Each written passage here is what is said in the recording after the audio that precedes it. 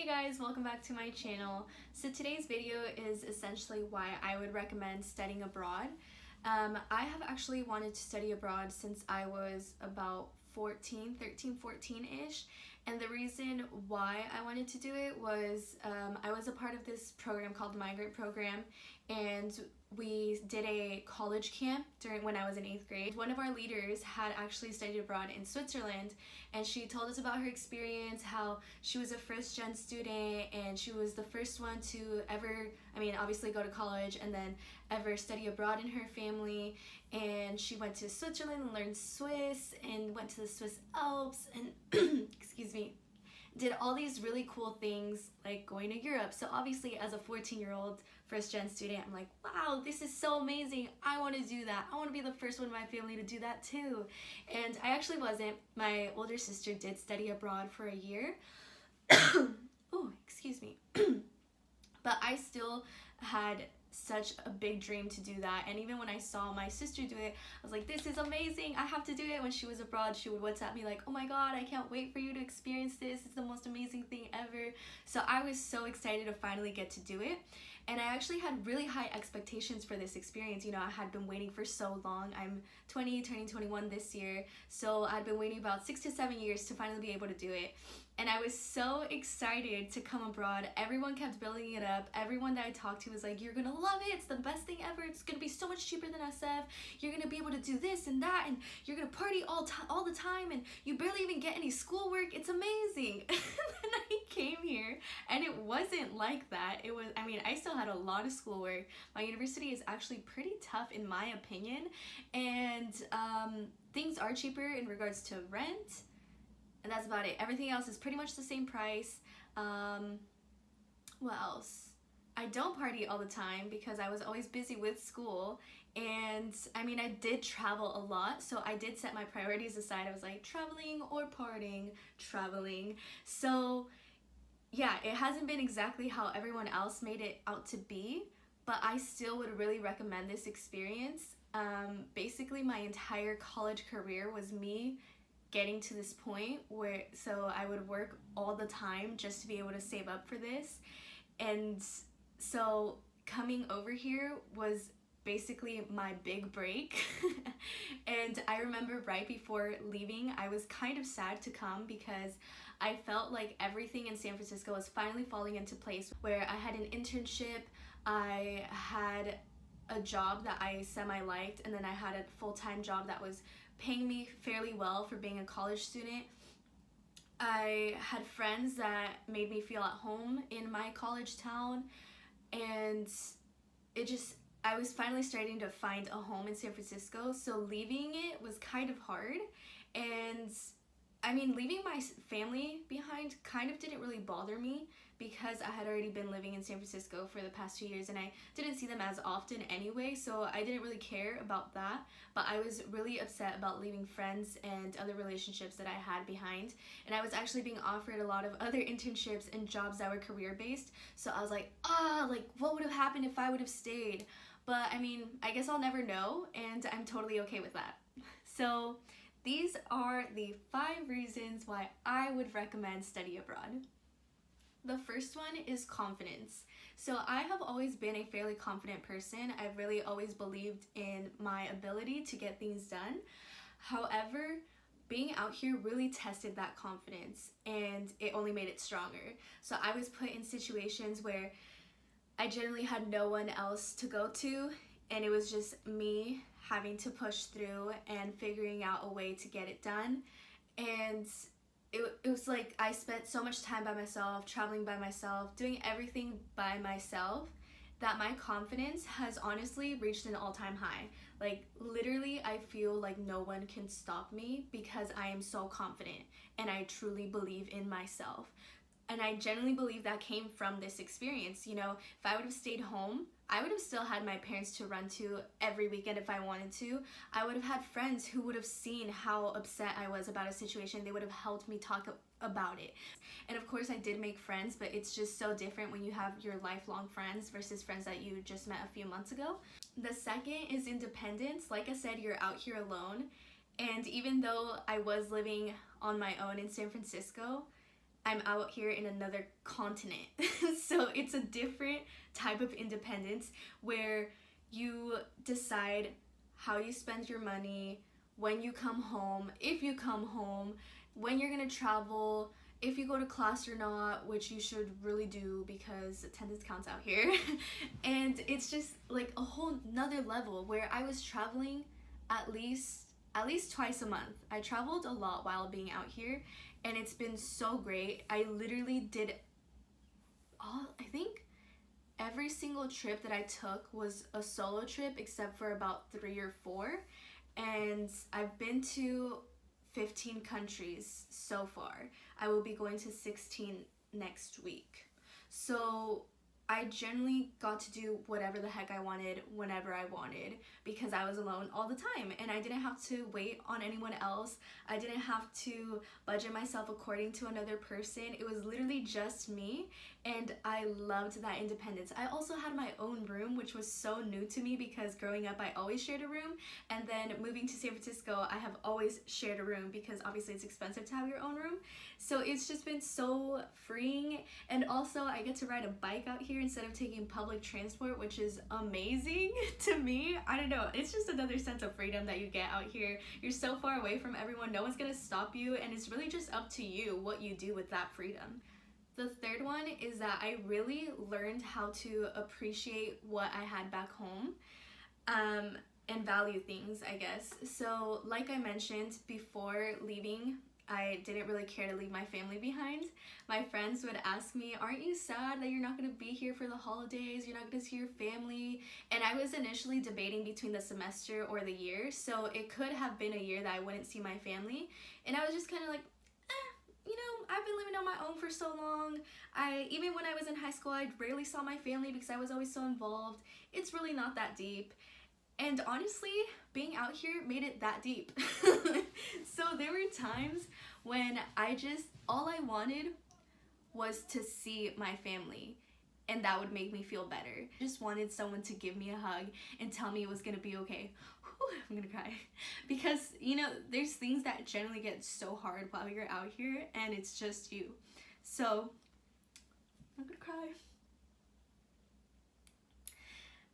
And then also because you're in a different time zone, like I'm 9 hours ahead of everyone else back home, so it was hard waking up and not having someone to talk to, or just having to wait until the weekends to finally be able to call my parents. So aside from my family home, I also missed San Francisco as a home because I actually had never seen San Francisco as my home until I was leaving. That's when I started to feel like I'm leaving my home. But while being out here, it was hard for me to feel at home because of the culture, I think.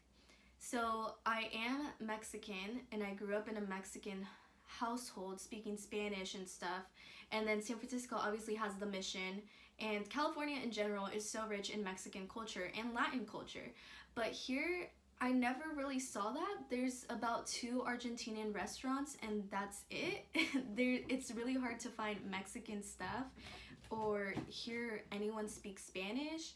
So I really struggled with that, and even now I feel as though I have lost a bit of my Spanish, and when I listen to myself speak Spanish, I feel like it's a mix of all these different accents that I have acquired while visiting different places.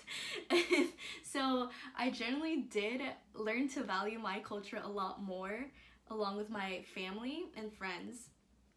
And then the fourth one also relates to friendships or relationships in general. I realized while being out here who actually puts in effort into keeping in contact with me. Like I said, I'm 9 hours ahead, so obviously when they're awake, I'm asleep, or when I'm awake, they're asleep. You know, there are times when we do cross, but it's always either I'm awake pretty late or they're up really early. And you know, not every single person that I talk to in person has kept in touch with me while I'm out here. And I get that, you know, there's people that are busy, and I haven't contacted every single person either. So it goes both ways. Both phones work both ways. Social media works both ways. It's not hard to keep in touch with people these days, you know? So yeah, I've really learned who is actually my friend, because like I said, there's days when you just go through things and you don't have anyone to talk to, and those friends that were texting me, hey, how are you, or hey, haven't heard from you in a few days, are you okay, type of thing, like those are the friendships that I value the most today, and made me realize that they're always going to be there for me, and that I'll always have someone to talk to no matter how far away I am from them. So that's been really amazing. There's obviously people that I've lost along the way, and I'm just okay with that, because that's just how life works, and I'm not gonna get stuck on that while I'm living my best life abroad, you guys. Like, come on. Losing a person, living your best life, I don't know, you guys, do the math, it's not that hard. Lastly, the fifth one, this one's a really big one for me. So it's basically, I got a break from reality, because yes, I'm living out here and I have to pay rent, I have to buy groceries, you know, live a life and go to school and stuff, but it's still very different from my life in San Francisco. In San Francisco, this was my weekly routine. Okay, Monday, I would go to work from 5 to 10 or 5 to 1, then go to class from 2 to 6, and then Tuesday, I would go to work from 10 to 6. Wednesday, I would go to work, no, Wednesdays were off, so I would go to school 12 to 9.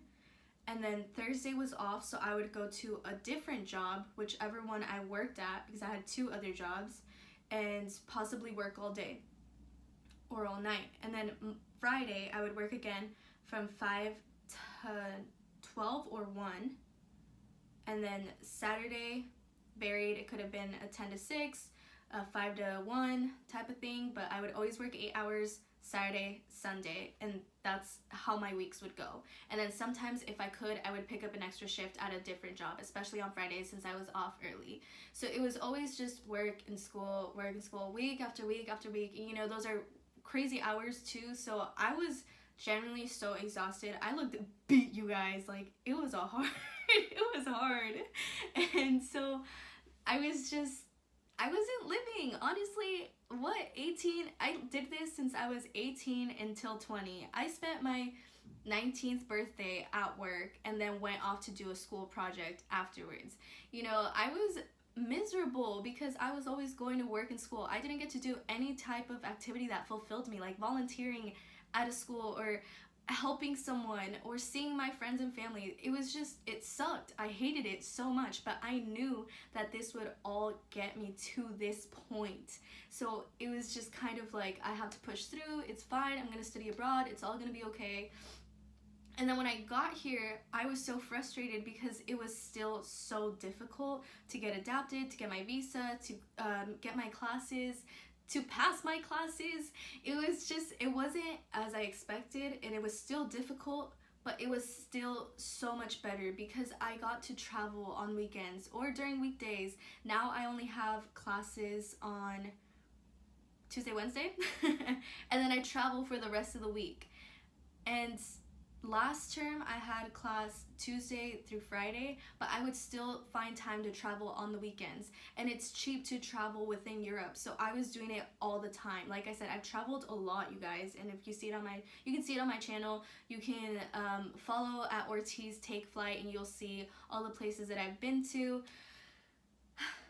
So yeah, overall my life has been better out here because it's surreal how real it is that I'm living it.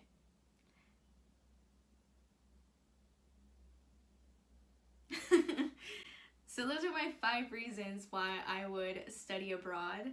And if that hasn't convinced you, I genuinely feel that since I've been here, I laugh and smile so much more than I ever did my last 2 years in college. And I feel invincible, you guys. I genuinely do. I think I've only done a semester. I'm going back after this semester, but I feel that I generally persevered through this entire semester because it was not easy at all. It's been life-changing, and I know everyone who studies abroad says that, but it really is, because you spend so much time with yourself reflecting on who you are. You realize who belongs in your life, and what things you need to change about yourself or what is working for you. You just learn so much about yourself, and at the end of the day, you are all that you have. Like I said, I was here alone for a lot of the times, so I learned to fully love myself. It genuinely has been so good to me, and I'm so excited to go back. I know it's gonna be hard to go back after traveling for so long and doing whatever the heck I want, not having to go to work, not having to get out of bed if I don't have school. You know, it's been the best time. It's been great. It's been great. But I mean, I'm ready for it, and I'm excited to see what's next. If you guys have any questions, as always, please leave a comment. I'm always here to answer your questions. If you have studied abroad as well, please let me know where you went and what kinds of experiences you had. So yeah, thank you guys so much for watching. I'll see you guys in the next video, and I hope you study abroad. Okay, piece of advice.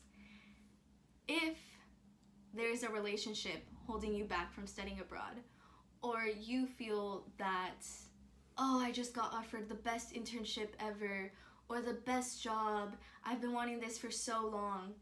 If you genuinely feel that that job will never come along and that job is what's gonna get you farthest in life, then okay, don't study abroad. But if this relationship or this job can come back around, study abroad. Don't let anyone hold you back from growing. This experience will genuinely give you so much growth that when you come back, you're gonna have so much more. Okay, like you're gonna come back a different person, and if this person generally cares about you, they're gonna keep in contact while you're abroad, and they're gonna try to make it work when you come back. If not, then it wasn't worth it. Okay, so study abroad. That's it. I'll see you guys next time. Bye.